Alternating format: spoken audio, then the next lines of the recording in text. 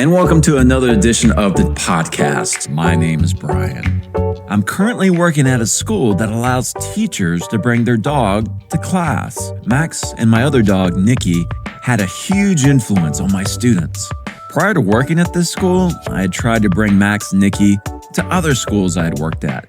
And the best I could do was bringing them on teacher work days, or what I like to call teacher meeting days. Principals, of course, could bring their dog to school, but at no point could I bring Max or Nikki on a regular school day. Looking back, I see a lot of waste in that decision. The right dog can be a very positive influence on your students. Fortunately, both Max and Nikki were able to make a difference at my current school. This also allowed me to spend more time with them in their senior years, and all three of us would go home tired. Sadly, we lost Nikki on November 29th, 2017, and Max on December 10th, 2020. So this episode is dedicated to my dogs, Max and Nikki, and to the many animals that are present in classroom environments.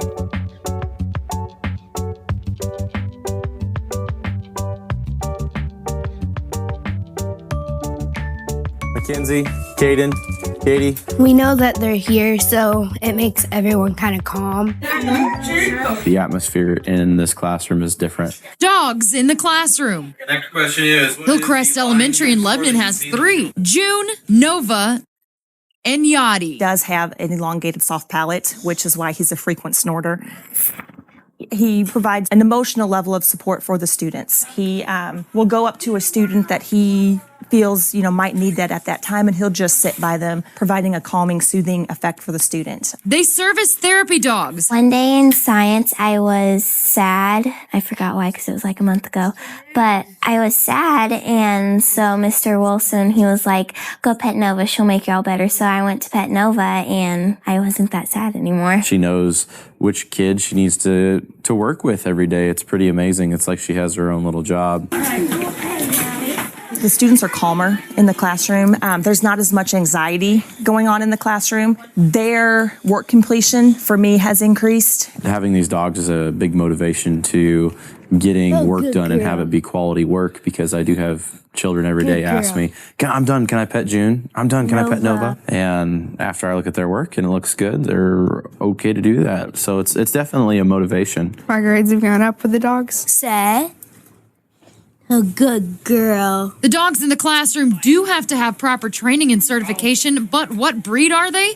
June is from the Lebanon Humane Society. Nova and Yachty are Old English Bulldogs.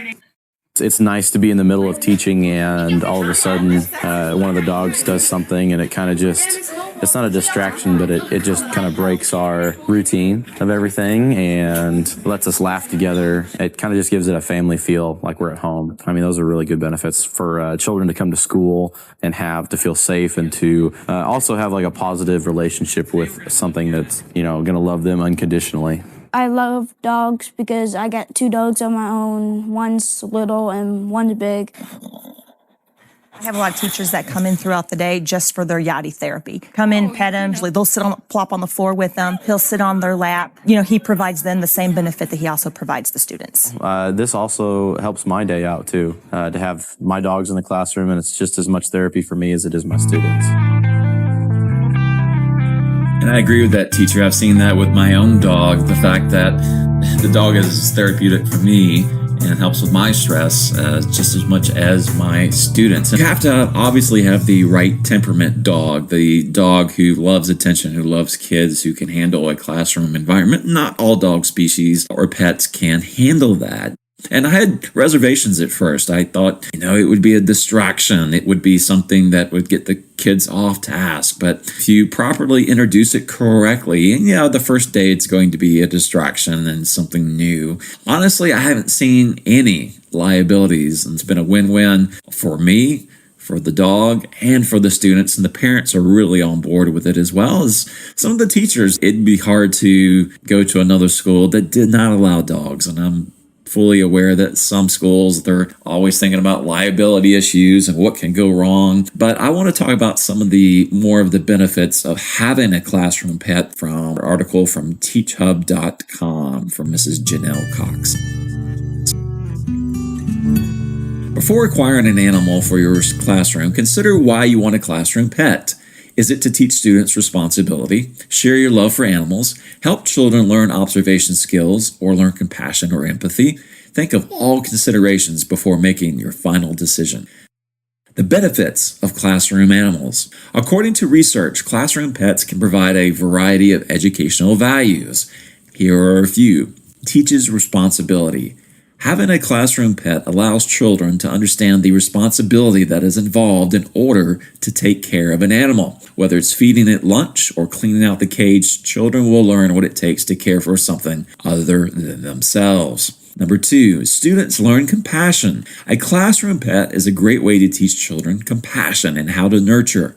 Children will learn how to properly handle and care for the pet. Even the toughest of kids will have the chance to practice his or her nurturing skills. They will learn that they need to treat the pet carefully in order for it to trust them. The third benefit to having a pet in a classroom is that it is therapeutic for children. Classroom pets can bring calmness to children who have anxiety or stress in their lives.